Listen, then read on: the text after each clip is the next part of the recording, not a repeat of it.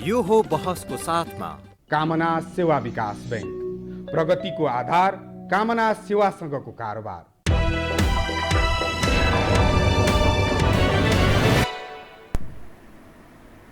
नमस्कार, यो हो बहसमा म यहाँहरूलाई हार्दिक स्वागत गर्दछु। जीवराम भण्डारी। आज यहाँहरू सामुन्ने उपस्थित हुनुहुन्छ गोपाल किराँती। उहाँ नेकपा माओवादी केन्द्रका अध्यक्ष हुनुहुन्छ, पूर्व मन्त्री पनि। उहाँसँग आज म नेपालमा नेपाली जनले मत धेरै दिएको, पछिल्लो समयमा पत्याइएको कम्युनिस्टहरू, तर जब 2/3 बहुमत निकटको अवस्था नेपाल कम्युनिस्ट पार्टी नेकपाले प्राप्त गर्यो, तत्पश्चात देखिएको यो बबन्डरको राजनीति फलत कतिपय मानिसको बुझाइमा नेपालको सन्दर्भमा धेरै राजनीतिक पक्षका हामीले परीक्षण गर्यौं। वामपन्थीहरू पनि यो अभावै हुँदा रहेछन् भन्ने जस्तो त्यो स्थिति यो पछिल्लो घटनाले देखाउँछ। गोपाल किराँती एउटा अनुभव प्राप्त व्यक्ति पनि हुनुहुन्छ। एउटा आन्दोलनमा ज्यानको आहुति समेत दिन तयार भएर होमिएको व्यक्ति।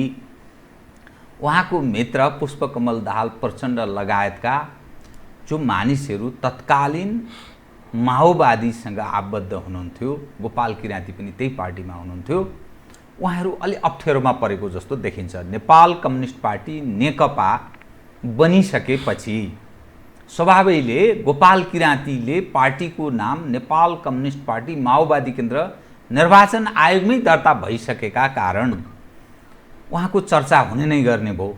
आज म उहाँसँग नेपालको वाम आन्दोलन, नेपाल कम्युनिस्ट पार्टी नेकपा भित्रको आन्तरिक अवस्थाले पार्ने राजनीतिक प्रभाव र गोपाल किराँतीका सामुन्ने उभिन आइसक्ने राजनीतिक परिदृश्यलाई समेत ध्यानमा राखेर विविध विषय उठान गर्नेछु। सर्वप्रथम म उहाँलाई स्वागत गर्छु। स्वागत छ यहाँलाई। धन्यवाद। प्रचण्डजीसँग उहाँकै नेतृत्वमा तपाईँ एक समय मोहन वैद्य तत्पश्चात प्रचण्डजीको नेतृत्वमा जसरी आन्दोलनमा होमिनुभयो, ज्यानको आहुति दिन समेत तयार हुनुभयो, तपाईँ अलग्गिनुभयो, अर्थात् तपाईँलाई छोडेर उहाँ जानुभयो। तपाईँको बुझाइमा उहाँ स्खलित हुनुभयो, तपाईँ ठिक बाटोमा हुनुहुन्छ भन्ने स्थिति रह्यो। अब यहाँ आइपुग्दा प्रचण्डजी अप्ठ्यारोमा परे जस्तो देखिन्छ। अप्ठ्यारोमा यस मानेमा नेपाल कम्युनिस्ट पार्टी नेकपा यही रूपमा अघि बढ्न सक्नेमा मानिसले शङ्का व्यक्त गर्न थाले। तपाईको पार्टीको नाम नेकपा माओवादी केन्द्र छ। प्रचण्डजी अप्ठ्यारोमा प्रवेश गर्नुभयो भने उहाँलाई स्थान दिने, उहाँको नेतृत्व तपाईले ग्रहण गर्न सक्ने अवस्था के छ? किनभने ओलीजीले पनि प्रचण्डको बुझाइमा ओलीको इसारामा नेकपा एमाले निर्वाचन आयोगमा दर्ता भयो, नेकपा माओवादी केन्द्र तपाईको नेतृत्वमा दर्ता छँदैछ। ओली र प्रचण्ड बीच अलि भनाभन पनि भएछ पार्टीमा यही सवालमा। एमाले दर्ता के हो भनेर प्रचण्डले सोधे ओलीजीलाई। गोपाल किराँतीजीको अध्यक्षतामा नेकपा माओवादी केन्द्र नि छ नि, मैले कहिले सोधेको छु तपाईँलाई भनेर यसरी फ्र्याङ्क जवाफ पनि दिनुभएछ कि। अब सवाल रह्यो यो स्थितिलाई तपाईँले कसरी हेर्नु भएको छ? प्रचण्डजी त्यहाँबाट अलगिने स्थिति भयो भने तपाईँ स्वागत गर्नुहुन्छ? अब कम्युनिस्ट आन्दोलनमा र पार्टीमा विचारधारा र कार्यदिशा भन्ने गरिन्छ। पहिलो त विचारधारा र कार्यदिशाको प्रश्न रह्यो। विचारधारामा मार्क्सवाद, लेनिनवाद, माओवाद को निर्देशनमा हामीले पृष्ठभूमिमा तपाईँले भन्नुभए जस्तै 10 वर्षको जनयुद्ध, जनआन्दोलन लड्यौँ, कमसेकम गणतन्त्र, यो पुँजीवादी गणतन्त्र स्थापना गऱ्यौँ। राजनीतिक रूपमा यो उपलब्धि, गणतन्त्र उपलब्धि भयो भनेदेखि सांस्कृतिक रूपमा नेपाली समाजको ऐतिहासिक महत्त्वको चाहिँ चेतना जागरण पैदा भएको छ। त त्यो क्रान्तिलाई, क्रान्तिका उपलब्धिहरूलाई क्रान्तिकारी ढङ्गले व्यवस्थापन गर्न सकिएन। त्यसो हुनाले क्रान्तिको परिवर्तनको प्रत्याभूति आम जनसमुदायमा भइरहेको छैन। यो अन्तर हो। यो बीचमा उहाँहरूले मार्क्सवाद, लेनिनवाद, माओवाद छोडेर जानुभयो। हामी गएनौँ, हामीले समातेर दृढतापूर्वक आत्मसात गरेर बसेका छौँ। कार्यदिशाको प्रश्नमा समाजवादी क्रान्ति भन्ने गरिन्थ्यो हेटौँडा महाधिवेशनबाटै। पछि बादल मातृका मणि थापाहरूसँग एकताबाट पनि त्यसलाई कायम राखियो। त अलिक गोलमाल पैदा भएको थियो, त्यसलाई हामीले सच्याएका छौँ र सिधा र स्पष्ट वैज्ञानिक समाजवादको चाहिँ नि राजनीतिक कार्यदिशा हामीले भनेका छौँ। र त्यसमा हामीले चाहिँ नि निकै महत्त्वका गुणात्मक स्तरका यो विचारको क्षेत्रमा, राजनीतिक कार्यदिशाको क्षेत्रमा, कार्यक्रमको क्षेत्रमा, सामरिक कार्यदिशा, रणनीति र कार्यनीतिको क्षेत्रमा यो 2 वर्षमा विकास पनि गरेका छौँ। र यो नेकपा माओवादी केन्द्रको 8औं महाधिवेशन पनि हामीले गऱ्यौँ। त्यो हुँदै आउँदा यसले विकास गरेका संरचनाहरू पनि सबै बनायौँ हामीले। र यसले केही धारिलो पनि बनाउनु भयो कार्यकर्ता जनलाई पनि। हामी त्यो प्रयासमा छौँ। र यसले विकास गरेका विचारधारा, कार्यदिशा, अब यसमा अझ हामीले माओको चाहिँ नि के भन्ने भनाइमा विचारमा थोरै विकास गरेका छौँ। के अब माओ सेतुङले भन्नुभयो हामी माओवादीहरू त्यो भन्दै आयौँ, प्रचण्ड पनि त्यही भन्नुहुन्थ्यो। अहिले त छोड्नु उता गएपछि त्यो भन्न मिलेन कि विचारधारा र राजनीतिक कार्यदिशा सही भएमा सबै ठिक हुन्छ, गलत भएमा सबै बेठिक हुन्छ। माओले भन्नुभयो हामीले के थप्यौँ त भनेदेखि सर्वहारावादी सङ्गठन, वैज्ञानिक विचारधारा, क्रान्तिकारी राजनीतिक कार्यदिशा र सर्वहारावादी सङ्गठन हुनु वा नहुनुले वर्ग सङ्घर्षको स्थिति निर्धारण गर्छ। यो कहाँ हामीले त्यो गऱ्यौँ भने विचार र कार्यदिशाको प्रश्नमा 74 साल साउन पहिलो हप्ता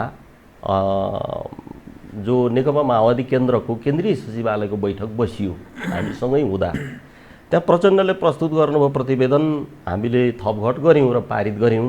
विचार र कार्यदिशाको हिसाबले त्यो प्रतिवेदन एकदमै सही थियो, तर सङ्गठन गलत थियो।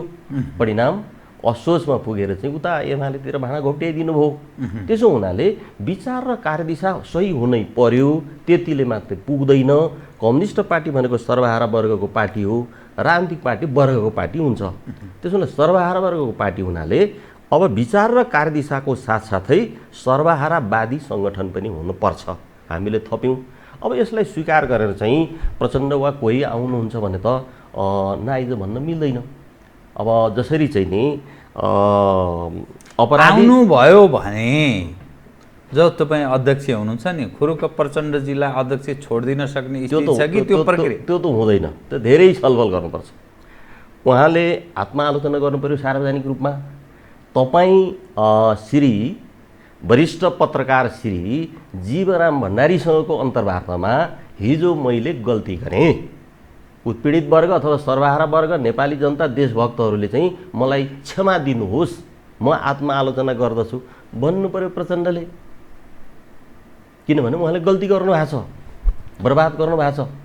तर फेरि विचार र के भने विचारधारामा राजनीतिमा सहमत भयो भने चाहिँ आउन पाइँदैन। परिष्कृत परिमार्जित हुनु पर्यो, आत्मआलोचना अध्यक्षै मानिहाल्ने भन्ने कुरा चाहिँ छलफल गर्नुपर्छ।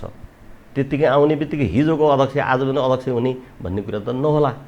त्यसो हुनाले त्यो कुन स्थानमा कसको कार्यविभाजन के गर्ने भन्ने चाहिँ त्यो दोस्रो र अर्को कुरा हो। तपाईँ पुष्पकमल दाहालजीलाई अलि नजिकबाट बुझ्ने नेतामा पर्नुहुन्छ कि? तपाईँको सहयात्रा सहकारी त्यस बेला पनि कोर ग्रुपभित्र तपाईँलाई मानिसहरू बुझ्दथे। अब प्रचण्डजी, माधव कुमार नेपाल, वामदेव गौतम झलनाथ एक ग्रुप जस्तो देखिन्छ अहिलेको यो पछिल्लो अवस्था हेर्दा। केपी ओलीजी फेरि अलग एउटा सशक्त टिम बनाएर बसेको, समूह बनाएर बसेको देखिन्छ। तर घटना कहाँ अगाडि बढिसक्यो भने सहकार्य सहयात्रा एकीकृत ढङ्गले उहाँहरू जान सक्नुहोला भन्नेमा पनि शङ्का पैदा हुन थाल्यो। फलत यसले ल्याउने परिणाम, राजनीतिक परिणाम र नेपालको वाम आन्दोलनको यसै पनि एकीकृत भएरै गए पनि आगामी दिन अवस्था खस्दा नै हो, किनभने नतिजा केही आएन नि त। त यो समग्र हेर्दाखेरि, त्यो चरित्रगत हिसाबले हेर्दा उहाँहरू एकीकृत ढङ्गले जान सक्ने सम्भावना देख्नुहुन्छ कि यो अप्ठ्यारोमा अब प्रवेश गर्यो भन्ने अर्थ लाग्छ? अब पार्टी अध्यक्ष र प्रधानमन्त्री खड्ग ओली हुनुहुन्छ, उहाँको रवैया गलत हो भन्ने हामी सडकमा रहेकाले त भनि नै रहेका छौँ। साथसाथै उहाँकै दलभित्रकाले पनि ठुलो प्रश्न उठाएका छन् र अलोकप्रियता, असफल भइसक्यो भनेर चाहिँ आम रूपमा हामी सुन्छौँ, देख्दछौँ। र पछिल्लो चरणमा ओलीले जे चाहिँ नि अब गर्नुभयो त्यो पत्रकारिता यो साहित्यतिर होलाको भाषामा बुमर्याङ भयो। बुमर्याङ। प्रचण्डहरूलाई भारतीय दलाल चाहिँ नि के भने करार गर्न उहाँले जो मदन के भने भण्डारी मदन जयन्तीको दिन उहाँले मदन भण्डारी बोल्नुभयो, ओलीले बोल्नुभयो। तर त्यो चाहिँ उहाँको थाप्लोमा चाहिँ नि पर्यो। प्रचण्डहरूलाई हानेको, माधव नेपाल ककसलाई हानेको चाहिँ नि ढुङ्गा चाहिँ उहाँको थाप्लोमा पर्यो। त्यसपछि उहाँ निकै अप्ठ्यारोमा पर्नु भएर उहाँहरूको जो बैठकको कार्यसूची हो, स्थायी समितिको कार्यसूची हो, त्योभन्दा बाहिर गएर छलफल भइराखेको छ भनेर चाहिँ हामी बुझ्दछौँ। त त्यसो गर्दा अब ओली निकै ठुलो चाहिँ अब सङ्कटमा हुनुहुन्छ। तर यो पद दोलुप्ता यो के भनेदेखिको सन्दर्भमा चाहिँ प्रचण्डभन्दा ओली अझै बढी रहेछन्, बढी हुनु रहेछ। प्रचण्ड असाध्यै पदलोलुप, उहाँको पदलोलुप्ताले नै माओवादी पार्टीको चाहिँ के भनेदेखि विघटन र विसर्जनको स्थिति बनायो।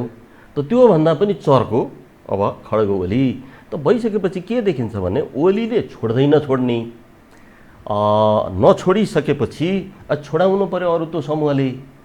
जो तपाईँले नाम लिनुभयो ती 5-7 जना जो वरिष्ठ नेताहरू चाहिँ नि अब हुनुहुन्छ, बहुमतले कारवाही गर्नु पर्यो। कारवाही गर्दाखेरि अब फुट्ने भयो कि कारवाही स्वीकार गर्नु पर्यो ओलीले, स्वीकार नगर्दाखेरि फुट्ने भयो। त्यो एमाले तयारी गरिराखिएको छ भन्ने पनि चर्चाहरू चाहिँ छन्।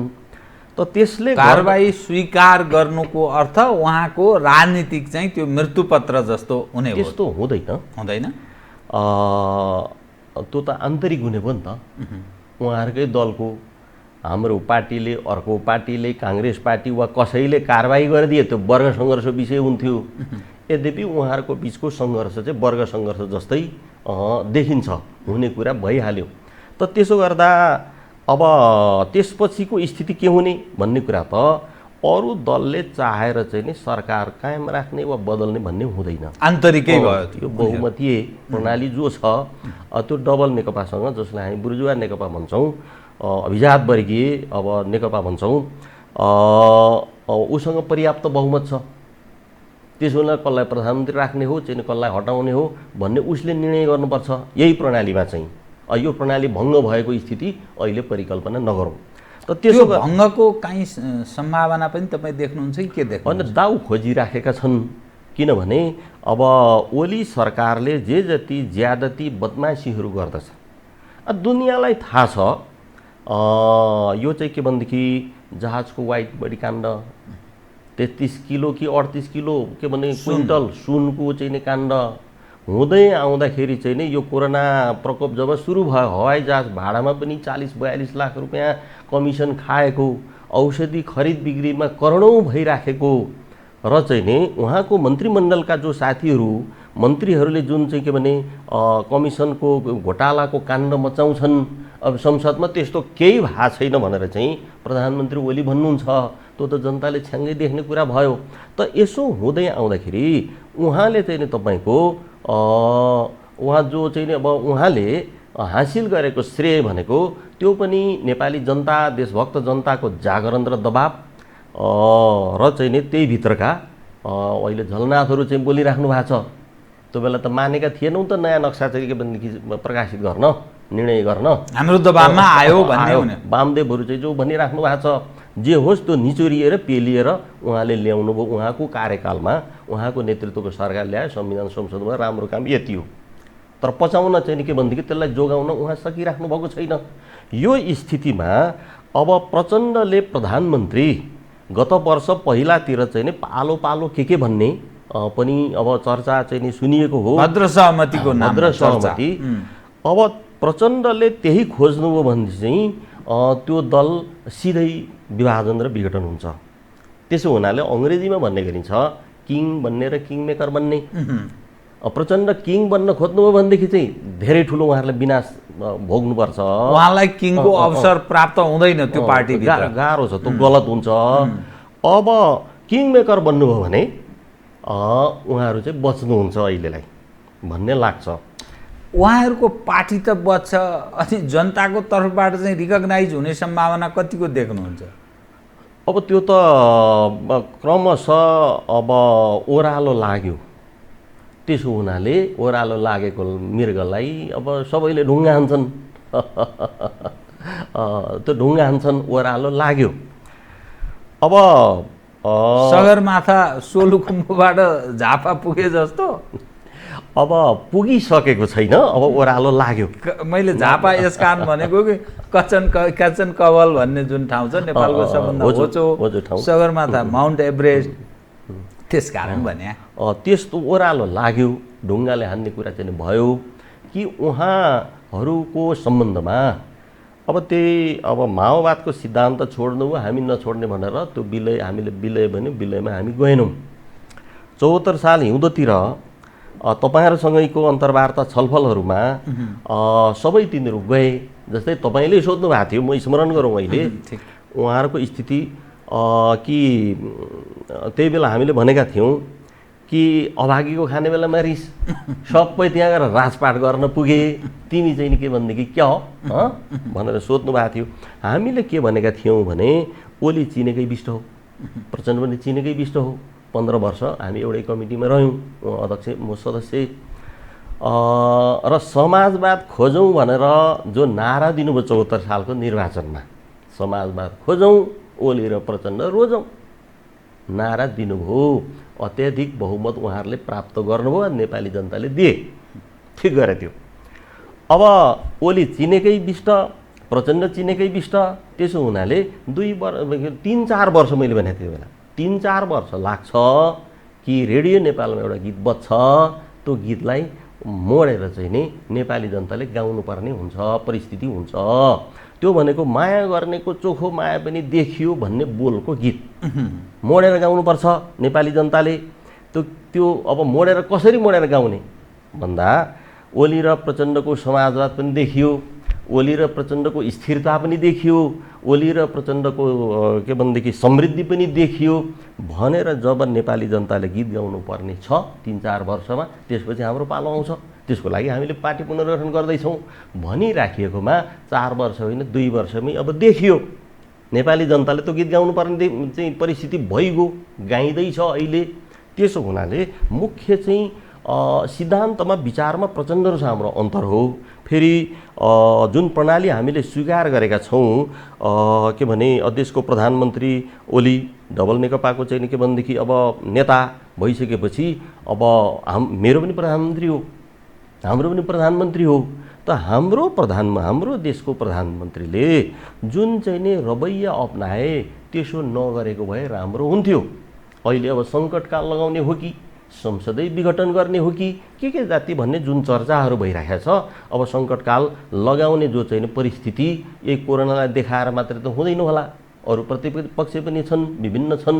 त त्यसो गर्दा सङ्कटकाल लगाउँदै लगेर गणतन्त्र समाप्त पार्न त होइन भन्ने प्रश्न पनि खडा भएको छ। र यसको मुख्य जिम्मेवार चाहिँ त्यो बेला समाजवाद खोजौँ, ओली र प्रचण्ड रोजौँ भनेर नारा दिनेहरूले लिनुपर्छ। त्यो अब तपाईँ त बाहिर हुनुहुन्छ, बाहिरबाट यसो निगरानी पनि गरिरहनु भएको छ राजनीतिक घटनाक्रमको, तर जे हुन्छ नि त्यो जनताले हरेक घटनालाई नजिकबाट झन् बुझ्ने, किनभने उनीहरू त व्यवहारिक दैनिक दिनानुदिन दिनचर्या उनीहरूको त्यसरी बितिरहेछ। असान्दर्भिक जसरी अरू पक्षहरू हिजोका दिनमा असान्दर्भिक देखिए, कम्युनिस्टहरू पनि असान्दर्भिक भए भन्ने पुष्टि हुँदा तपाईँहरूलाई कहाँ ठाउँ हुन्छ र त्यहाँ? अब त्यसै पनि हामीलाई सजिलो छैन। प्रचण्डले यो गरे, बाबुरामले उ गरे, अर्कोले के गरे भनिसकेपछि अब यो चाहिँ अब कठिन छ। सबभन्दा पहिला नेपाल कम्युनिस्ट पार्टीको संस्थापक कमरेड पुष्पलाल श्रेष्ठलाई हामी सम्झन्छौँ र उहाँको बाटो के भनेदेखि उहाँको तरिका अनुकरण गर्ने प्रतिबद्धतामा हामी छौँ। जस्तो आफूसँग भएको सबै कुरा पुष्पलालले पार्टी र आन्दोलनलाई समर्पित गर्नुभयो, तर आजीवन रूपमा जस र सुख चाहिँ कहिल्यै पाउनु भएन। गद्दार भनियो भनी माग्नु पर्यो। दोस्रो, तेस्रो, जस्तै परिस्थितिमा पनि उहाँले क्रान्तिको विचार छोड्नु भएन। पुष्पलालबाट हामीले सिक्ने। त त्यसो गर्दाखेरि चाहिँ यो पुनर्गठनको बेला हामीले के भन्यौँ त भने सके क्रान्ति गर्ने, हामीले सक्यौँ, जनतालाई बुझाउन सक्यौँ, जनताले बुझे। वस्तुगत परिस्थिति एकदमै क्रान्तिको छ। यदि सकिएन छ, जनतालाई बुझाउन सकिएन, जनताले पनि बुझिपठाएको स्थिति भएन भनेदेखि चाहिँ पुष्पलाल बन्ने मेरै हकमा चाहिँ आजीवन रूपमा जिन्दाबाद भन्ने, मार्क्सवाद लेनिनवाद माओवाद जिन्दाबाद भन्ने भनेर आइयो। हाम्रो दुईटा हो। तर अहिलेसम्म आउँदाखेरि त्यसो हुँदैन, हामी अगाडि बढ्छौँ। अब प्रचण्ड माओवादी भएर तपाईँको चाहिँ नि प्रचण्ड चिनिएका हुन्, न त थाहा थिएन हामीलाई। बाबुराम पनि त्यही हो, वैद्य बादल सबै चाहिँ नि त्यही हो, हामी पनि त्यही हो। माओवादी आन्दोलन सशक्त ढङ्गले उर्लेर चाहिँ नि के भनेदेखि नआएको भए, उराल्न हामीले नसकेको भए वार्ड सदस्य जित्न यो गोपाल किराँतीलाई हम्मे परिहाल्थ्यो। संसदवादी एमाले र चाहिँ नि के भनेदेखि काङ्ग्रेसको प्रभुत्वमा राप्रपा पनि छेउछाउमा थियो। त त्यसो हुनाले चाहिँ हामीले नयाँ परिस्थिति निर्माण गऱ्यौँ र अघि नै भनियो जनतामा एउटा चेतना जागरण भयो। फलस्वरूप हामीले चाहिँ सभासद जित्ने, अनि त्यहाँबाट सरकारको के भनेदेखि मन्त्री हुने तहमा हामी पुग्यौँ। अरू पनि कैयौँ साथीहरू, यद्यपि सबै पुग्न सकिएन र पुग्न सक्ने कुरा भएन। त त्यसो गर्दाखेरि चाहिँ अब त्यो जागरण, त्यो चेतनाको बलमा चाहिँ नि अगाडि बढ्दा सच्चा माओवादी भयो भने नेपाली जनताले समर्थन गर्छ। प्रचण्ड त नक्कली हुँदै छोडेरै जानुभयो। अर्को एमाले चाहिँदैन भनेर खगेन्द्र सौरलाले 63 सालमै लेख लेख्नुभयो। जब हामी यो वार्तामा युद्ध विराम गरेर आउँदै थियौँ, अर्को एमाले चाहिँदैन है, त्यसै भएर होला प्रचण्ड त्यही एमाले नाम फेरेर त्यहाँ पुग्नुभयो। तर त्यो समाधान थिएन। समाधान त के थियो भने यो संविधान बनिसकेपछि हामीले भन्यौँ प्रचण्डलाई कि ओलीलाई होइन वैद्यलाई तपाईँलाई अध्यक्ष मान्नुहोस्। 74 सालमा हामीले भन्यौँ कि यो पुँजीवादी गणतन्त्रको संविधान बनाउनु पर्थ्यो, बनाएँ मैले वा बनाइयो। अब के कसो गर्नुपर्ने हो वैद्य तपाईँ नेतृत्व गर्नुहोस्, म सघाउँछु भनेको भए विप्लव लगायत हामी सबै त्यहाँ जुड्थ्यौँ। बाबुरामले पनि विचार गर्नु पर्थ्यो। उहाँले चाहिँ नि वैद्यलाई छोडेर ओलीलाई अध्यक्ष मान्न जाँदा देशले पनि सुख पाएको छैन। काहीँ त्यस्तो सम्भावना तपाईँ देख्नुहुन्छ?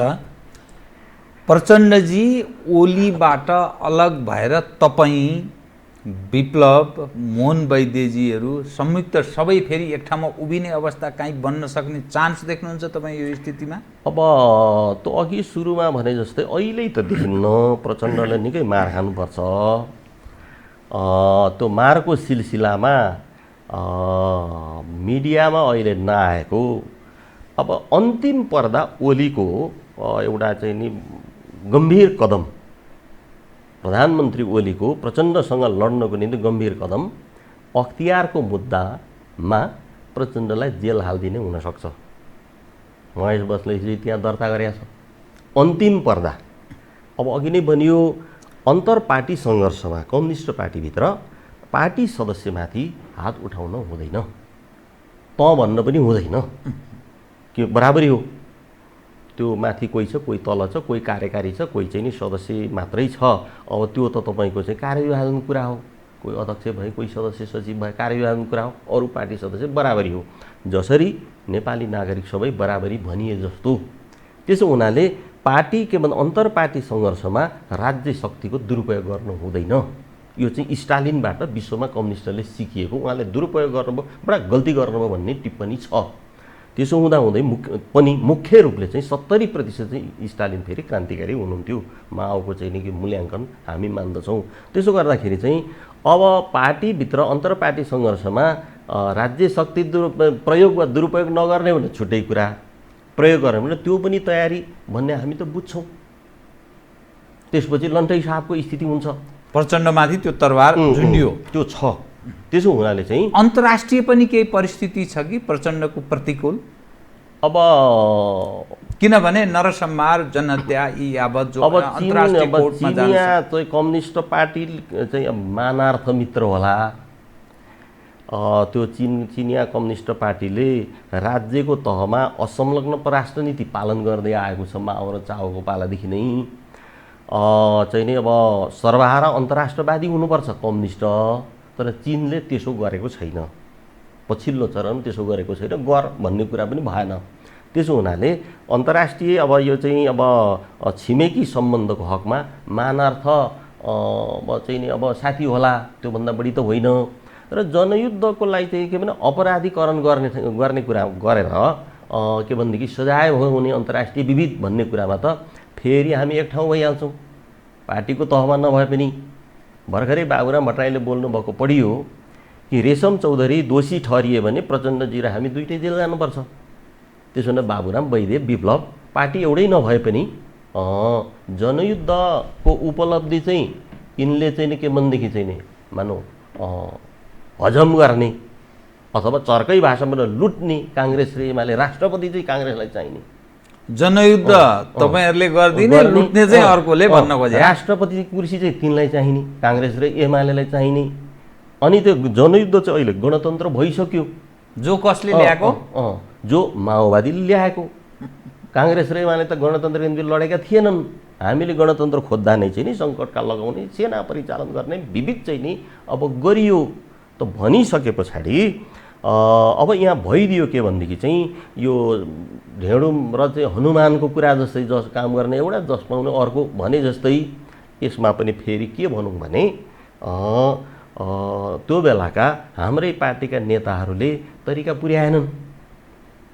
त्यो छुट्टै र यसो हुँदाखेरि चाहिँ अब जनयुद्धलाई अपराधीकरण गर्न कसैले खोजेको छन् भने त्यो भयानक गलत हुन्छ। र जनयुद्ध त गणतन्त्र भयो, त्यसलाई अपराधीकरण गरेर फेरि जेल पठाउन खोजिन्छ भने अब म त के भन्दै आइराखेको छु भन्दाखेरि चाहिँ जनयुद्धको अपराधमा जेल जान म तयार छैन। जेल जानै पर्यो भने अर्को राजनीतिक अपराध गर्छु मैले, गर्नुपर्छ। जबरजस्ती धकेलिन्छ भने त्यहाँनिर फेरि हामी एक ठाउँमा हुन्छौँ। त्यसो हुनाले ओलीलाई चाहिँ बढी अनुकूल चाहिँ अख्तियारै हो, यतापट्टि भन्दा पनि अख्तियारतिरै हो। इन्टरनेसनल क्रिमिनल कोडतर्फ प्रेरित हुँदा सबै एक ठाउँमा होइन्छ, त्यसैले त्यो गर्नु उसका लागि लाभकारी हुँदैन भन्नु हुँदैन, उनीहरूलाई फाइदा हुँदैन। त्यो अर्को अपराध गर्नुपर्छ भने चाहिँ के भने नि क्रान्ति गर्नुपर्छ। यो संविधानलाई अब विप्लव र वैद्य कमरेडहरूले पुरै अस्वीकार गर्नुहुन्छ, खारेज भन्नुहुन्छ। त्यो खारेजीको नीति लिनुभएको छ। हामीले चाहिँ के भने उपलब्धि र कमजोरी सहितको भनेका छौँ। त्यो भनेको यो गणतन्त्र लगायत केही उपरी संरचनामा चाहिँ जो परिवर्तन भई उपलब्धिहरू हुन्। अब अर्को कमजोरीको भाग छ यो संविधानमा। हामीले भन्ने चाहिँ श्रमिक वर्ग, जाति, क्षेत्र, महिला र देशभक्तहरूको संयुक्त राज्य सत्ता निर्माण गर्नुपर्छ।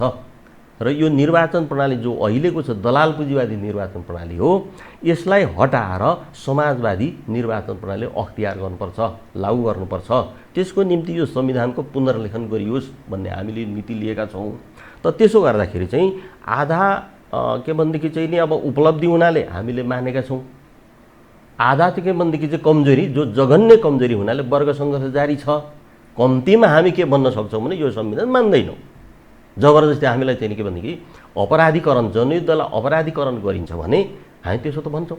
हामीले भन्नुपर्छ मान्दैनौँ यो संविधान। त्यसपछि जे गर्न सकिने हो त्यो गर्ने कुरा चाहिँ यो पूर्ण प्राप्ति होइन। यसको अर्थ यसबाट ठिक ठाउँमा प्रवेश गर्न सकिँदैन। एउटा खुड्किलो हामीले सकेको यति नै भयो। यसलाई यहाँसम्म उपयोग गर्ने अनि छलाङ मार्ने अर्को। पहिलो संविधान सभामा काङ्ग्रेस र एमाले त समस्याको पोका छँदै नै थिए। अब हामीलाई लाग्ने वैद्यले बिगारिदिनु भयो। पार्टी विभाजन वैद्यले गर्न हुँदैन थियो, वैद्य कमरेडले। अब विचारको रक्षामा त प्रचण्डभन्दा वैद्य माथि हुनुभयो। हामी नजिक छौँ, हाम्रो मित्र शक्तिको सम्बन्धमा छौँ। तर त्यो संविधान सभाको राजनीतिमा चाहिँ वैद्यले गल्ती गर्नुभयो भन्ने हामीलाई लाग्छ। किन पार्टी विभाजन गरिदिनु भयो। विभाजन गरेर दोस्रो संविधान सभाको निर्वाचन हुँदा 70 सालमा त अब हामीलाई हराउनको निम्ति सम्पूर्ण तागत लगाइदिनु भयो। र दोस्रो संविधान सभामा बडा लुते माओवादी भयो। लुते माओवादीले सक्ने यतिकै संविधान हो, योभन्दा माथि होइन। त्यसो हुनाले 57 सालमा संविधान सभाबाट संविधानको नीति बनाउनेमा त वैद्य हुनुहुन्थ्यो, स्थायी समितिकै सदस्य नै हुनुहुन्थ्यो। त संविधान सभाबाट संविधानको नीति बनाइसकेपछि लागू गर्न पर्थ्यो। त्यो छोडेर गइसकेपछि अहिले वैद्यको पनि गतिलो भएन। वैद्यको विभाजन चाहिँ नि सही के भने त्यसको औचित्य पुष्टि हुन गाह्रो परिरहेको छ। वैद्यको विभाजन सही भइदिएको भए विप्लव त्यहाँ किन फुट्नुभयो? बादलले छोडेर फेरि प्रचण्डतिर आएर उता ओली एमालेमा किन पुग्नुभयो? त्यस कारणले त्यो विभाजनले गर्दाखेरि चाहिँ भने जस्तो संविधान भएन। यदि त्यसो भइदिएको भए नम्बर 1 उहाँहरूले पार्टी विभाजन नगरेर अन्तर्सङ्घर्ष मात्रै गरिदिएको भए योभन्दा अधिकतम प्रगतिशील संविधान निर्माण गर्न हामी सक्थ्यौँ। यो दोस्रो कुरा भयो। पहिलो कुरा चाहिँ प्रचण्ड लोभी। अब पार्टी अध्यक्ष त उहाँ हुँदै नै हुनुहुन्थ्यो, तत्काल चाहिँ अर्को भन्ने त्यहाँ खोजी भएको थिएन, जरुरी थिएन। प्रथम राष्ट्रपति प्रचण्ड भनेर चाहिँ 64 मा हामीले ठुलो अभियान गरियो, त्यो अभियान जरुरी थियो। तर राष्ट्रपति आलङ्कारिक हुन पुग्यो। गणतन्त्र घोषणाको दिन 65 साल जेठ 15 गते काङ्ग्रेस र एमाले मरिगए चाहिँ नि कार्यकारी राष्ट्रपति मानेनन् र संविधानको संशोधन पनि गरियो, अन्तरिम संविधानको। त्यसपछि आलङ्कारिक राष्ट्रपति त हुने कुरो भएन प्रचण्ड। तर राष्ट्रपतिमा उहाँलाई चाहिएको त एक्जिक्युटिभ कार्यकारी चाहिएको। देशव्यापी प्रचारित चाहिँ के भनेदेखि प्रचण्ड राष्ट्रपति भनिएकोमा प्रधानमन्त्रीमा लोभिन हुँदैन थियो। प्रधानमन्त्रीमा नलोभेर म त राष्ट्रपतिको लागि प्रचारित संविधान बनाउन म लागि पर्छु, ल बाबुराम बादलको हो, ल तपाईँहरू प्रधानमन्त्री हुने राम्रो गर्ने भनेको भए अधिकतम प्रगतिशील संविधान बन्थ्यो, पार्टी पनि विभाजन सायद हुँदैन थियो। त त्यसो गर्दाखेरि चाहिँ जित्ने प्रधानमन्त्री मात्रै प्रचण्डले नछोडेको होइन, हार्ने प्रधानमन्त्री पनि छोड्नु भएन। त हुँदै जाँदाखेरि पार्टी सेना मोर्चा भन्ने संरचनाहरू थिए। त त्यसो गर्दाखेरि मोर्चा अथवा सरकार प्रमुख बाबुराम भट्टराई, संयुक्त जनमोर्चा पछि जनपरिषद गर्दै जो आइयो, प्रधानमन्त्री त म हुनुपर्ने हो भनेर बाबुरामलाई लाग्दो रहेछ। तर चाहिँ हार्ने प्रधानमन्त्री पनि प्रचण्डले नछोडिसकेपछि धोबीघाट गठबन्धन गरेर वैद्य बादल सबै नारायण काजीहरूको सहयोगमा उहाँले बहुमत पुर्याउनु भयो केन्द्रीय समितिमा कि प्रधानमन्त्री बना, होइन भनेदेखि अब अध्यक्षबाट हटाइन्छ। त डन्डा उठाएपछि अनि प्रचण्डले चाहिँ प्रधानमन्त्री मान्ने। अब मैले चाहिँ असहमति दर्ता गरेको छु, बाबुराम प्रधानमन्त्री हुँदैन भनेर केन्द्रीय समिति, तर एक्लै असहमति दर्ता गरियो। त त्यसो गर्दाखेरि प्रचण्ड त्यसरी बाध्य भएका थिए धोबीघाटमा। त्यसो गर्दाखेरि चाहिँ अब बाबुराम भट्टराईले खोसेर प्रधानमन्त्री लिनुभयो, दयामायाले होइन खोसेर लिनुभयो। अब त्यो भएपछि के भयो भन्नु परिणाम के भयो भने कार्यकर्ताले अब पार्टीभित्र मागेर नपाइने रहेछ स्थान वा अवसर, त्यस कारणले खोज्नुपर्छ भनेर सबै कार्यकर्ता खोज्न लाग्दाखेरि चाहिँ नि अब माओवादीको चाहिँ के भनेदेखि विघटन भयो। त यसको मुख्य जिम्मेवार प्रचण्ड र बाबुराम हो। माओवादी आन्दोलन ध्वंस हुनमा सहायकमा त फेरि वैद्यहरू पनि हो।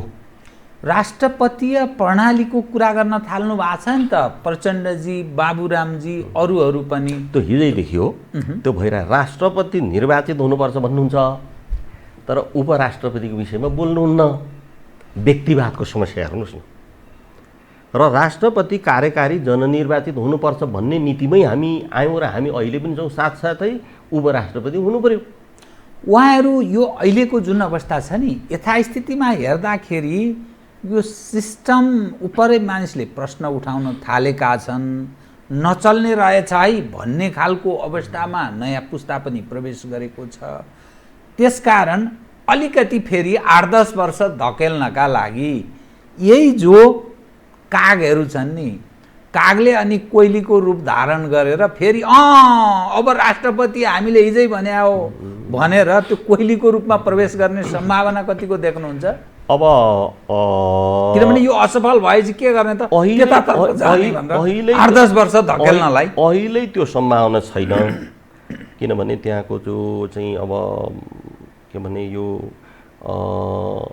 कम्पोजिसनले गर्ने हो। अब नेपाली कङ्ग्रेस मरिगए, यो संसदीय प्रणाली छोड्न मान्दैन, राष्ट्रपति प्रणालीमा जान मान्दैन र एमालेको पनि पूर्व एमाले पनि मान्दैन। एका दुई होलान् नगन्ने छन्। अब प्रचण्डहरू बाबुरामहरू अहिले त्यो के भने उपेन्द्र चाहिँ एकता गरेर जहाँ पुग्नु भयो, उहाँहरूको चाहिँ नि अब महन्त ठाकुरहरूसँग मिलेपछि पनि कार्यकारी राष्ट्रपति नै होला। उहाँहरूको त्यो शासकीय स्वरूपबारे नीति मैले पढेको छैन, त्यसो हुनाले बाबुराम बोलिराख्नु भएको होला। उहाँहरूले भनेर मात्रै हुँदैन, नम्बर 1। अर्को चाहिँ कहिल्यै हुँदैन भन्ने होइन, अहिले देखिँदैन, अहिले हुने देखिँदैन। नम्बर 2, कार्यकारी राष्ट्रपतिको प्रणाली भयो। अन्त निर्वाचित कार्यकारी राष्ट्रपति चाहिँ नि अब खड्गौली जस्तै भयो भने के गर्ने? महाभियोग लगाउने। महाभियोग त 2/3 संसार भने यो प्रावधान। महाभियोग त 2/3ले चाहिँ के भन्ने चाहिन्छ। अब राष्ट्रपति निर्वाचित हुनु, अब तपाईँको बहुमत प्राप्त गर्नु पर्यो, 50-51% कति होला। पहिलो हुनेले जित्ने त नहोला, त्यहाँ 50 नगाउनु पर्ने त्यो नैतिकताको आधार होला। तर चाहिँ महाभियोगको लागि त त्यो संसदमा 2/3 चाहिँ कहाँबाट ल्याउनु, 2/3। त्यसो हुनाले चाहिँ त्यो पनि समाधान देश र जनताको समाधान होइन। त्यसो हुनाले हामी त के भन्छौँ भने जननिरङ्कुश हुन सक्छ, त्यो अप्रिय स्थिति खराब हुन सक्छ, असाध्यै खराब हुन सक्छ। निर्वाचित जस्तो ओलीको के पनि नाता गोता भाइ भतिजा इष्ट मित्रलाई नै ठुल्ठुला ठाउँहरूमा नियुक्त गर्ने यो पनि भइराखेको छ। हामीलाई गर्ने कुरो भएन। हामी चाहिँ नि के भनेदेखि हामी सडकमा छौँ। तर कमसेकम त्यो भित्र एमाले भनेर अहिले डबल नेकपा भनेर मरिहत्ते गर्ने साथीहरू छन् नि त, उनीहरूलाई यसो राखिदिया भएदेखि पनि उहाँहरूको त मिल्थ्यो। उहाँहरू अहिले मिलिदिन देशको लागि जरुरी थियो, तर त्यसो गर्नुहुन्न।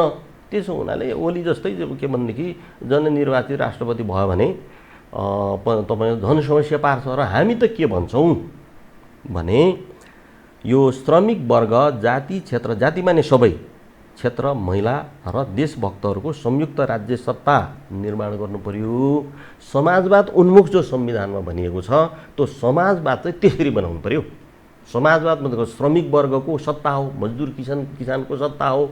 अब चीनको जस्तो रुसको जस्तो एकदलीय त नेपालमा हुँदैन, बहुदलीय हुन्छ, त्यहाँ निर्वाचन प्रणाली हुन्छ, हुनुपर्छ।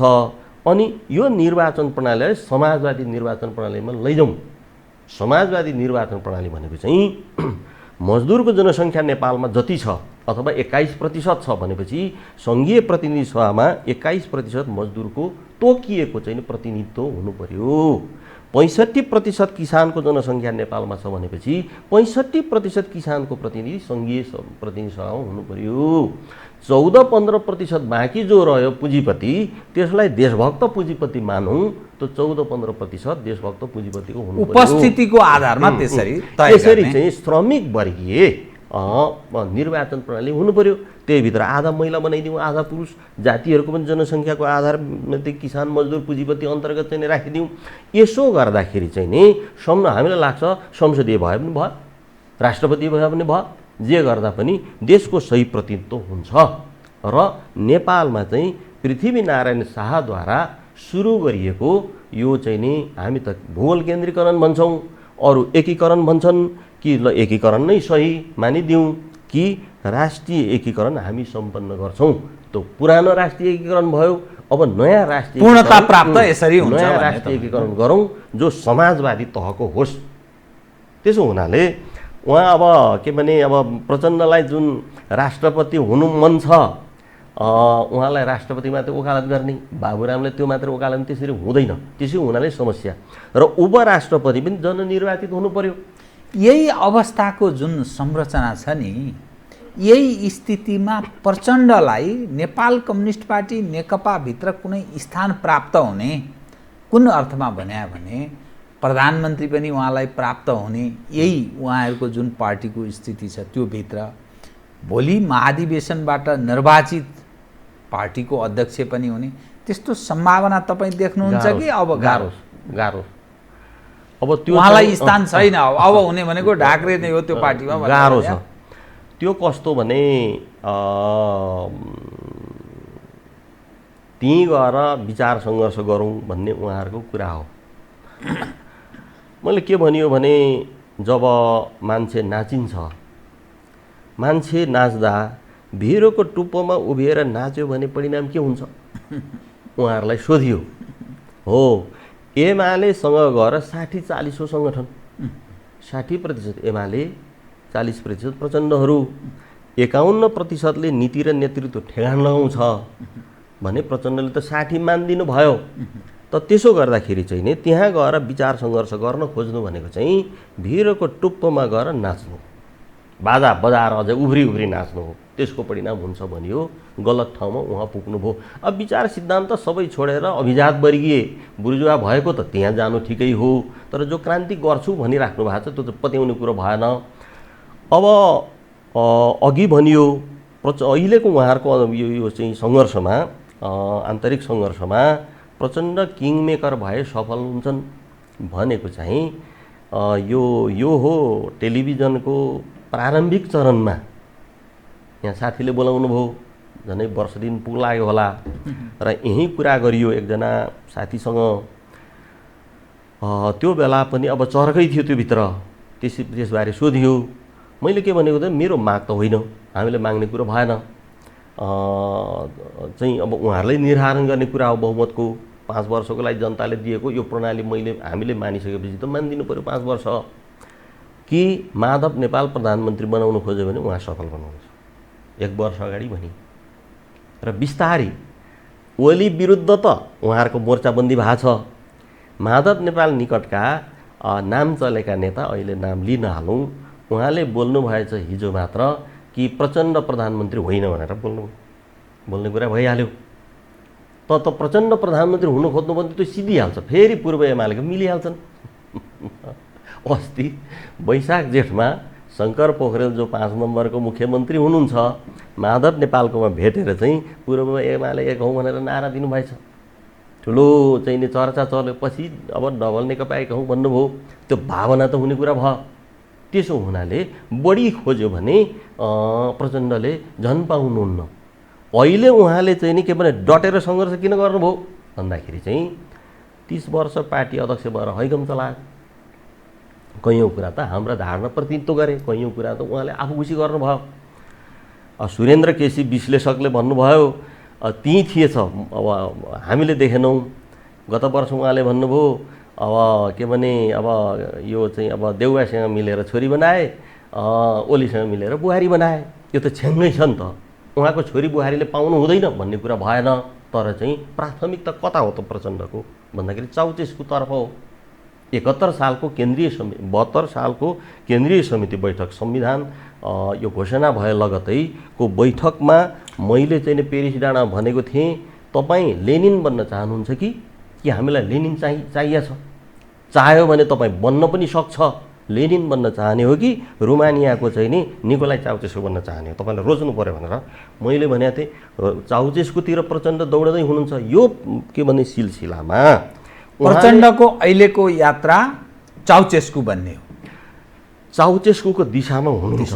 कैयौँ के भने क्रियाकलापहरू गतिविधिहरू त्यस्ता छन्। त्यसो हुँदाखेरि चाहिँ अब 25-30 वर्ष पार्टी प्रमुख हुनुभयो, यो 2-3 वर्षदेखि कग्रिएर बस्नु परेको छ। सुन्दैन कसैले, सुन्दैन दोस्रो नेता भएर। त त्यसो गर्दाखेरि त्यो झोक पनि एउटा भयो, कार्यकर्ताको थुप्रै प्रश्नहरू पनि भए, जनताका पनि भए, अलोकप्रिय असफल ओली भन्ने। अब त्यसमा विकल्प दिनु पर्यो। विकल्प दिन खोजिराखेको बेला के भनेदेखि चाहिँ नि अघि नै भनियो प्रधानमन्त्रीले चाहिँ नि बुमर्याङ गरिदिनु भयो। भारतले हटाउन खोज्ने, यहाँ पनि त्यहाँनिर चाहिँ पार्टीभित्र लागिरहेछन् साथीहरू भनिदिएपछि प्रचण्ड कि डटेर चाहिँ नि सङ्घर्ष गरेर सामना गर्नु पर्यो। ओलीको आरोपको भारतीय दलालको जो आरोप भयो कि डटेर सामना गर्नु पर्यो कि चुप लागेर भारतीय दलाल प्रमाणित हुनु पर्यो। भारतीय दलाल होइन भनेर त्यसको खण्डनको लागि ल दुईटै पदबाट छोड्ने भन्नेमा उहाँहरू पुग्दा उहाँहरूको चाहिँ नि जो सुनिए अनुसार 30-31 जनाको स्थायी समितिमा पुगिराखेका छ। अब उहाँलाई पनि भालुको काम छ। फेरि दोहोरौँ, ओलीले छोड्दैन छोड्ने। अब ओलीलाई हटाउनको लागि बहुमतले चाहिँ हटाउनु पऱ्यो, केन्द्रीय समिति बोलाएर। अब केन्द्रीय समिति बहुमत छ अरे, ओली विरोधी, ओली के भने विपक्षमा भन्ने सुनिन्छ। त त्यसो गर्दै लैजाँदाखेरि अब त्यो कारबाही मानिदिए त, निर्देशनमा कारबाही मानिदिए त हल हुन्छ। नमानेको स्थितिमा चाहिँ तपाईँको चाहिँ नि कि प्रचण्डहरू कारबाहीमा पर्छन्, कमसेकम प्रचण्ड के भने पार्टी विभाजन हुन्छ। त्यसो हुनाले प्रचण्डको स्थान देखिँदैन। त एकदम अप्ठ्यारो अवस्थामा प्रवेश गरेको छ नेपाल कम्युनिस्ट पार्टी नेकपा। त यी सबै यावत घटना हेर्दा नि कि यो सिस्टमै कोल्याप्स हुने अवस्थामा प्रवेश गर्यो नेपालको राजनीति। अघि तपाईँले भन्नुभयो कम्युनिस्टहरू खेर गएकै हुन् त भन्ने, थोरै त्यसको चाहिँ जवाफ गरियो। त्यसो होइन, तिनीहरू चाहिँ नि अभिजात वर्गीय बुर्जुवा कम्युनिस्ट हुन्। कम्युनिस्ट पार्टीको नाम लिएका छन् तर चाहिँ काङ्ग्रेसभन्दा पनि खराब गरिरहेछन् भने सच्चा माओवादी हुँदाखेरि जसरी जनताले विश्वास गरे, किन जनताको पक्ष भए चाहिँ विश्वास गर्छ, हामी त्यो प्रयासमा छौँ। र कम्युनिस्टै सिद्धिन्छ भन्ने त चाहिँ हुँदैन। अब तर यो पार्टी चाहिँ एकीकृत ढङ्गले जान सक्दैन भन्ने तपाईँको निष्कर्ष? एकीकृत ढङ्गले जानको लागि समाधान के भने प्रचण्डले खप्नुपर्छ, सबै चिज छोडिदिनु पर्यो, छोडिदिनुपर्छ र त्यो चाहिँ के भनेदेखि किङ मेकरको भूमिका रहनुपर्छ। सबै छोड्ने माने जोगी हुने कुरा त भएन, राजनीतिमा जोगी के गर्ने गर्नुहोस् है भन्नुपर्छ। तर उहाँको चरित्र त्यो होइन। उहाँ गतिशील सकारात्मक शब्दमा भन्दा त नकारात्मक शब्दमा अस्थिर, त्यो अस्थिरता जो हो वा गतिशीलता जो हो, अब हामीसँगै हुँदा यो संविधान निर्माणको क्रममा होइन, ओली सरकार ढालेर जो बनाइएको थियो 73 सालमा ढालेर प्रचण्ड प्रधानमन्त्री बनाउने क्रममा एउटा पत्रिकाले लेख्यो, नाम चलेको पत्रिकाले, अस्थिर प्रचण्ड भनेर त्यो के मुद्रितमा। अनि मैले तुरुन्तै त्यो पढ्ने बित्तिकै गतिशील प्रचण्ड शीर्षकमा एउटा राम्रै अनलाइनमा लेख लेखियो। हामी त्यसो गर्ने केही थियौँ त्यहाँ, प्रोटेक्ट गराउने तपाईहरु उनका त्यो लिपापोती गर्नु उहाँसँग छैन, किनभने अल्छीहरू छन्, पुरै संसदीय चाहिँ नि के भन्दा बोइलर कुखुरा जस्ता बनेका छन्। त त्यसो गर्दाखेरि त्यो उहाँहरूको कुरा छोडिदिउँ। त्यसो गर्दाखेरि त्यो जो उहाँको अस्थिरता हो, त्यो अस्थिरताले गर्दाखेरि चाहिँ नि यो छुकछुके भन्छ नि सानो के भन्देखि केटाकेटीलाई चकचक गरेर चल्यो, त्यस्तो खालको हुनाले चाहिँ नि उहाँ फस्नुहुन्छ। र त्यसो नगरिदिएको भएदेखि फेरि दोहोरौँ, ओलीलाई होइन वैदेलाई अध्यक्ष मानेको भए कि 74 सालको निर्वाचनमा माओवादीको चाहिँ वा प्रचण्डको ठुलो पार्टी हुन जरुरी थिएन, तेस्रो पार्टी भए पुगिहाल्थ्यो। ल संविधान चाहिँ नि लागू गर, राम्रो गर, होइन भने ठिक हुँदैन भने ठिक समयमा ठिक निर्णय गर्न नसक्ने, अब त्यो त इतिहास भइगयो, त्यो उहाँले मौका गुमाइसक्नुभयो। अबको सवाल के रह्यो भने नि, जुन अवस्थामा म अलिकति विषय मोडेँ, म कार्यक्रमको अन्त्यतिर पनि आएँ, जुन अवस्थामा नेपाल प्रवेश गरेको छ, प्रचण्ड, माधव नेपाल, वामदेव गौतम झलनाथ एक ठाउँमा उभिएको, ओलीजी अलग भएको, तपाईहरू बाहिर रहेको, काङ्ग्रेस अलिक कमजोर देखिएको, नेपालको फेरि राजनीतिक परिवर्तनमा छिमेकीको भूमिका रहेको, पछिल्लो अवस्थामा विविध खाले, छिमेकी मात्रै होइन कि पश्चिमा उत्तर सबै खाले सक्रिय रहेको, हरेक समस्या हामी कहाँ देखिएको, जनता असाध्यै पीडित भएको, कुन बेला वार्दै उठ्ने हो र कुन बेला के गर्छ जनताले, जनार्दन हो नि जनता, त्यो भन्न नसकिने स्थिति रहेको। यो यावत तस्बिर हेर्दा अब कहाँ प्रवेश गर्ला, किनभने ओली नेतृत्वको सरकारसँग भारत कुरा गर्न तयार नभएको जस्तो तस्बिर देखिन्छ। प्रयास गर्दा गर्दा पनि उनीहरूको आक्षेप पनि छ, उनीहरूको आफ्नो खाले चाहना पनि केही होला। यहाँ आन्तरिक पनि अवस्था, सरकारको पकड छैन, जनतासँग उसको संवाद सम्पर्क दूरी बढेको छ। ओलीलाई हटाउने कसैले प्रयास यहाँको आन्तरिक तागतले गर्यो भने त्यो फेरि दलालको रूपमा त्यो परिणत हुन पनि यसकारण सक्छ कि, किनभने त्यो वैबल शैलीको प्रचारको पनि हामी कुरा गर्छौँ नि, त्यो आम सञ्चारले पनि कतिपय त्यस्ता भूमिका अवस्था सिर्जना गरिदिन सक्छ। यो अप्ठ्यारोमा परेनौँ हामी। अब संक्षिप्तमा यो अत्याधिक बहुमतको जो सरकार बन्यो, त्यसको प्रधानमन्त्री त्यो पार्टीले नै परिस्थिति बिगार्यो। जस्तो कि यो एमसीसी, इन्डो पेसिफिक सैन्य रणनीतिको कुरा, त्यसमा संलग्न हुनु हुँदैन थियो। त्यो सम्झौता चाहिँ के भनेदेखि सुरुमै अस्वीकार गरिदिएको भए राम्रो हुन्थ्यो। हुँदै आएर चाहिँ अब भारत अमेरिका ओली एउटै हुन् भन्ने विश्लेषण पनि छ, एउटै चरित्र हुन् र भित्र तिनीहरू एउटै हुन् भन्ने पनि छ। त्यो स्थितिमा तर ओलीजीले त अर्कै लगाइदिनु भयो नि त, प्रचण्डजी माधवजीहरू पो बरु त्यो धन्दामा छन् भन्नलाई अर्कालाई आरोप लगाउने त्यो दाउपेचको भइहाल्यो। अब छिमेकी साट्न मिल्दैन भन्ने जो उक्ति छ त्यो पनि भयो। अब प्रधानमन्त्री ओलीले चाहिँ नि भाजपाको सरकारसँग नझुकेको जो देखाउँदै हुनुहुन्छ, महाकाली पारित गर्दाखेरि उहाँले के गर्नुभयो, त्यसले के देखाउँछ भने भारतको काङ्ग्रेससँग निकट हो खड्ग ओली, असाध्यै निकट हुन्। अहिलेको संस्थापनसँग चाहिँ उहाँको राम्रो छैन, पुरानो जब चाहिँ नि भारतमा काङ्ग्रेस आइदिएको र यहाँ प्रधानमन्त्री ओली भएको भए यत्रो झगडा नहुन सक्थ्यो भारतसँग। त्यो लिपुलेको नक्सा पनि अब नहुन पनि सक्थ्यो।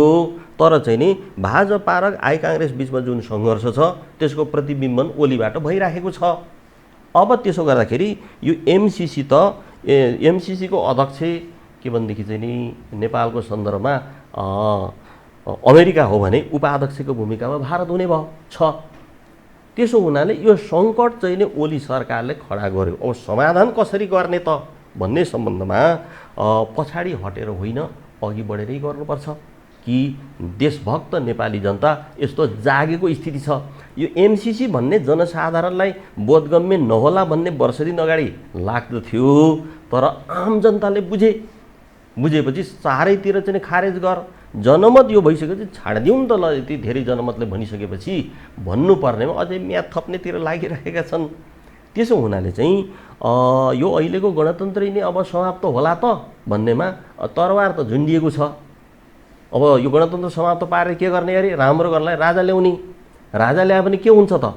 हाम्रो बुझाइ र वस्तुगत यथार्थ के छ भनेदेखि ज्ञानेन्द्रलाई राजा बनाए पनि, पारसालाई बनाए पनि, हिमानीलाई महारानी बनाए पनि, त्यो नाति जसुकैलाई बनाए पनि वा अरूलाई बनाएर हिमानी नबने पनि डिफेक्टो महारानी हिमानी शाह, भारतको अभिजात वर्गको छोरी हिमानी शाह महारानी जो भारतले बनाउनु खोज्दछ भने हामी सुन्छौँ, र चाहिँ वा डिफेक्टो महारानी राजेन्द्र लक्ष्मी जस्तो नेपालमा हुन पुग्ने बित्तिकै नेपाल देशले स्वतन्त्र सार्वभौम चाहिँ के भने सत्ता सम्पन्न नेपालले सिक्किमको बाटो नहिँडेर धर पाउला? त्यो प्रयत्न केही भएको आभास छ तपाईँलाई? पात्रहरूमा चाहिँ मतभेद छन्, विभिन्न शक्तिहरूको चाहिँ बिचमा भन्ने छ। त त्यसो हुनाले सिक्किमको बाटो नहिँडेर धर पाउँछ। त्यसो हुनाले राजतन्त्र फर्काउनु चाहिँ देशभक्ति हुँदैन। हस्, अब तपाईँसँग म अरू विषय कुरा गर्न चाहन्थे, समयले त्यति साथ दिएन, यतिसम्म मात्र साथ दियो। आइदिनु भयो, बहुत धन्यवाद छ। अरू थप विषय चाहिँ पछि फेरि हामी कुरा गरौँला। हस्, धन्यवाद। आदरणीय दर्शकवृन्द, उहाँहुन्थ्यो गोपाल किराँती, नेकपा माओवादी केन्द्रका अध्यक्ष। समसामयिक विषयमा गरिएको कुराकानी म लगायत मेरो सम्पूर्ण युनिटलाई कार्यक्रमबाट बिदा दिनुहोस्, तर यो हो टेलिभिजन, हेर्दै रहनुहोला। नमस्कार।